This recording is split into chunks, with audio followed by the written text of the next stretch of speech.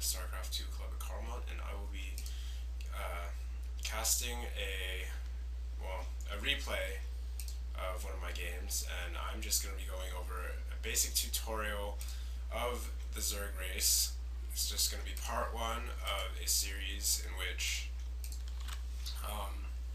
I just go over, the basic build orders and concepts of how to play Zerg, and hopefully I'll help out many of the new players in the club and get them into the higher ranks online.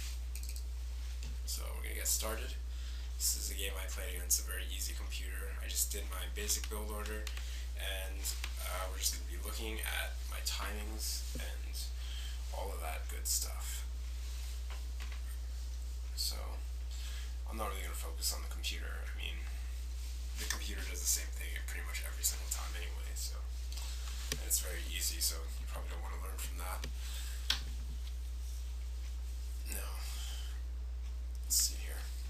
Okay, now I'm going to be making a drone and splitting my starting drones, and I'm going to be rallying my drones to the mineral patch. This overlord, I just sent it over here above this chasm, and he will be looking for any information later on in the game. After I'm getting my lair, I can just move this guy over, see what he's building, and build accordingly. I have just reached 9 supply, and I am now waiting for 100 minerals to make an overlord. Now, notice at 9, I immediately make an overlord, and I'm going to be making a drone right after that. When I have 100 minerals again, this overlord will have spawned, and 2 more drones will be made, and there's always been some discrepancy over whether 9 overlord is better or getting a 10 overlord with extractor trick. Personally, I just do 9. It doesn't really feel that different. I think it actually feels a little bit slower than the extractor trick. I'm making another drone now, and it is 14 supply, and I just made an extractor. Now I'm back at 13 supply. I went back to 14, and I'll be putting down a spawning pool.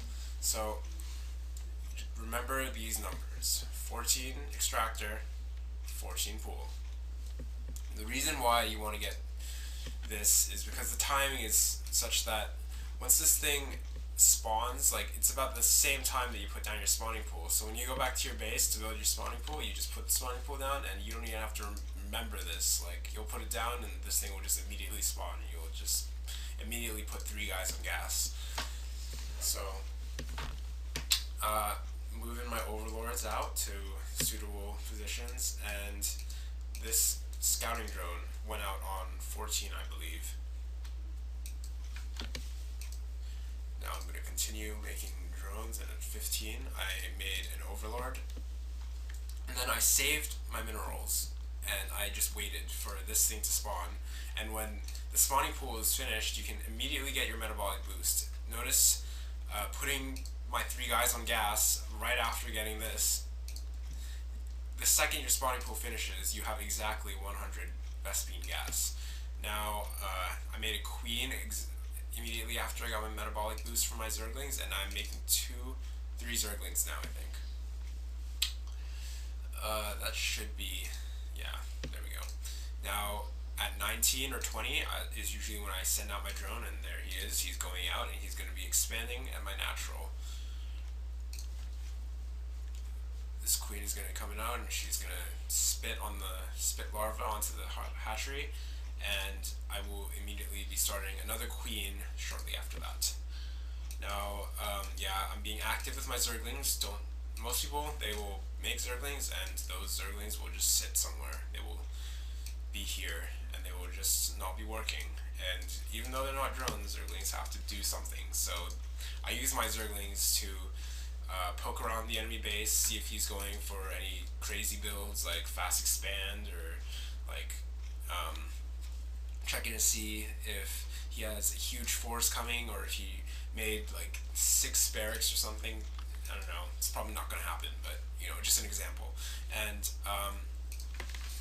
my queen just spawned, and you'll notice that after the queen spawns, you'll have enough gas to make a lair, and so these queens are spitting, getting a creep tumor on the ground, moving my queen to my hatchery before it finishes, and yeah, there goes my lair. Started a little bit late, could have been better, but you know, I'm not perfect.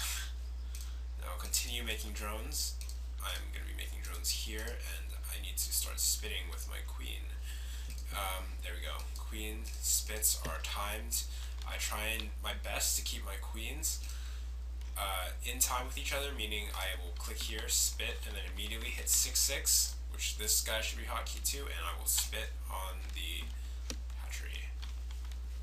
This is just nice because it makes it just easier, because Zerg macro is quite difficult in comparison to the other races.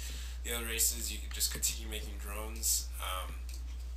Zerg always needs to find some balance between drones and Zergs. But anyways, that's more than enough, I think, for the first tutorial video. Leave feedback in the comments below.